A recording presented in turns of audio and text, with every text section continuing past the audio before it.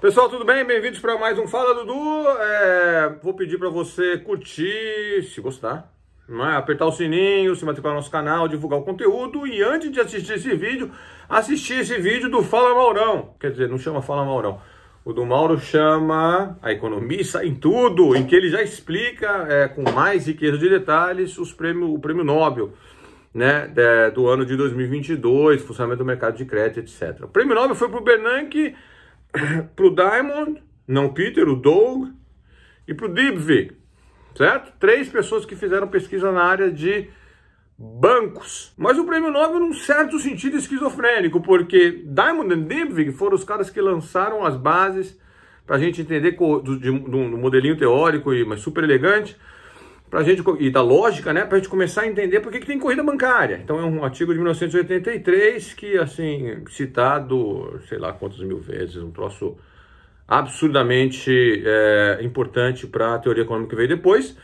E o Bernanke não é entender o que causa a crise e tudo. O Bernanke, a preocupação dele é assim, olha, por que crise bancária leva a recessão tão forte? Então o Bernanke é o grande historiador econômico da época da Grande Depressão, é o grande scholar, né, como se diz em inglês, tenta entender os impactos por que a Grande Depressão teve impactos tão sinistros sobre desemprego, sobre produção, etc. Tá? E o ponto do Bernanke, o argumento do Bernanke é o seguinte, gente, a gente estava acostumado, isso é uma discussão, né, que começa a ficar mais, por conta do Bernanke, mais sólida, a partir dos anos 80, é que antes a gente estava acostumado a olhar com quantidade de dinheiro circulando na economia.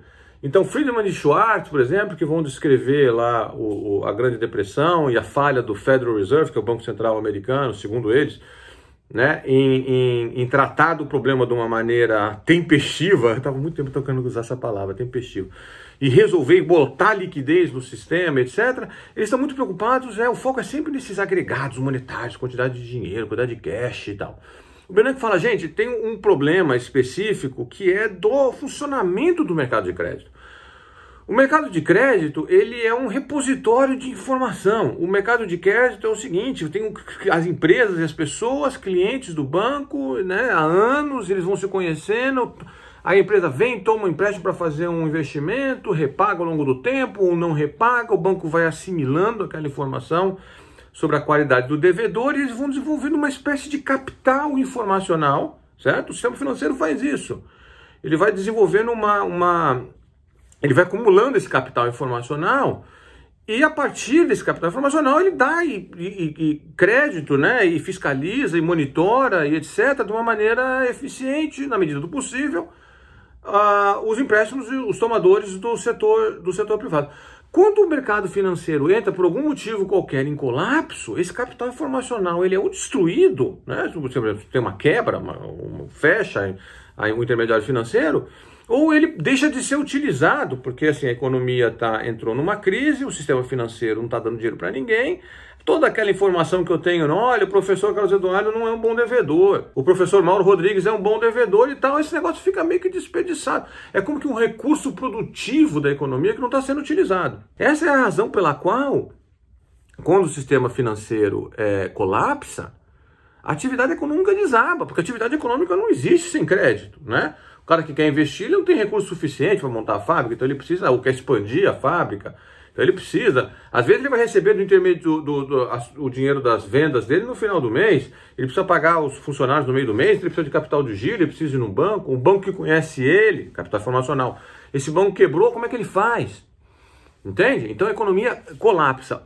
A contribuição do Bernanke é isso, falar, moçada, quando o sistema de crédito entra em parafuso, a economia vai pro saco mesmo. E por esse motivo, esse que eu acabei de meio que ter, não tão bem quanto o Bernanke, tentar resumir. O Diamond e Dybvig, eles estão um passo atrás e falam assim, por que acontece isso daí? Por que tem a corrida? Por que todo mundo vai lá no banco de repente tirar dinheiro? O que a gente tem na cabeça, a imagem que a gente tem hoje de uma corrida bancária, é muito diferente do ano passado, né? Mas assim, acho que a ilustração ainda segue muito viva, que é todo mundo indo lá no banco, aquelas filas, tentando tirar o dinheiro, só que não tem. Claro que não tem dinheiro. O banco é basicamente um transformador de maturidade. Ele vai pegar o seu dinheiro, vai pegar o seu DB, o seu dinheiro no depósito bancário, lá o teu empregador que botou o dinheiro na tua conta corrente no fim do mês e tal, ele pega esse negócio e empresta. Ele vai usar isso daí para emprestar.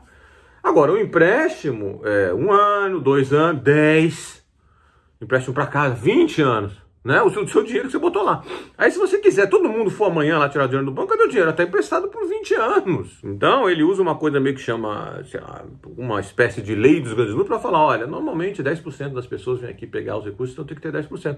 Se forem 50%, porque de repente um economista muito importante foi lá no Jornal Nacional, ou na rede de televisão pública, ou no rádio, ou no estádio de futebol, pegou o microfone e gritou, o sistema financeiro vai quebrar, tem o banco X, está com problema e tal. As pessoas vão sair correndo no meio do jogo lá, sei lá, o jogo, o time está ganhando, está perdendo, o cara está desesperado, sai para ir no banco, ou então pega o telefone, vai lá tirar o dinheiro. Aí você gera uma corrida bancária, né, por uma questão de coordenação de expectativas ruins. Então, Diamond and Dybvig, eles formalizam essa ideia, eles falam, olha moçada, porque o banco é um transformador de maturidade, ele está sujeito a esse tipo de crise. Hoje a gente não visualiza isso mais assim, pessoas correndo, né, na fila do banco e tal. Hoje a gente visualiza, a coisa acontece de maneira, através dos meios de pagamento eletrônico. Ou então o cara que provê, né, quem provê recursos a pessoa que está fazendo o papel a empresa que está fazendo o papel do banco é um outro intermediário financeiro, que assustado para de emprestar, aí o banco não tem como rolar os empréstimos na outra ponta, e acontece o mesmo tipo de colapso. Mas a lógica é a mesma. Se tem uma fratura na questão das expectativas e todo mundo acha que vai ter problema, vai ter problema. É meio louco isso.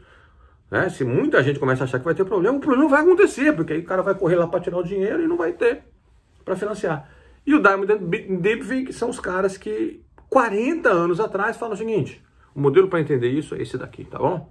A partir daqui se desenvolve, a partir dali, de 1983, se desenvolve, a literatura vai obviamente ganhando robustez e musculatura, mas são esses caras que lançam a pedra fundamental. Prêmio Nobel neles.